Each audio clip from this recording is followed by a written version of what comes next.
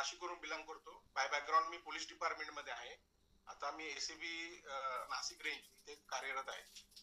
Sir, मी police खात्यामध्ये sportsman म्हणून भरती झालो होतो वयाच्या 18 वर्षी. आणि पोलीस खात्याची जी नोकरी असते ती अनियमित आणि शरीर धर्म न पाळण्यासाठीच बनलेली आहे असं मला वाटतं. कारण कर्तव्य धर्म पाळता पाळता आम्ही शरीर धर्माकडे दुर्लक्ष करतो. तर वयाच्या 50शीला मला बीपी, शुगर आणि माझं वजन जवळजवळ 100च्या जवळपास गेलं होतं. आणि मला जे काही प्रॉब्लेम सुरू झाले होते, म्हणजे मी स्पोर्ट्समॅन म्हणून भरती झालो होतो पोलीस खात्यात आणि नंतर लेझीमॅन झालो कधी हे मला समजलं नाही. आणि त्या आजारामुळे मला खूप त्रास होत होता, म्हणजे माझ्याकडून एक्सरसाइज होत नव्हती.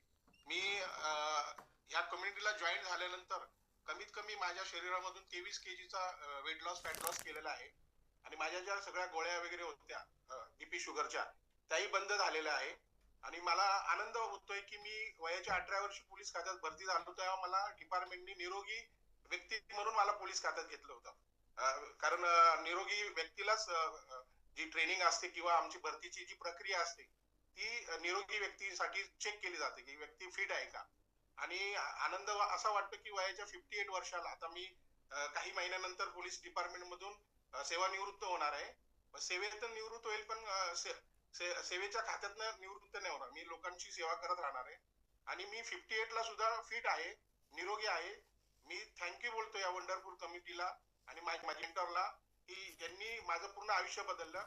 मी संपूर्ण आयुष्य या कम्युनिटीचा आणि माझ्या कोचच्या मेंटॉरचा ऋणी राहणार.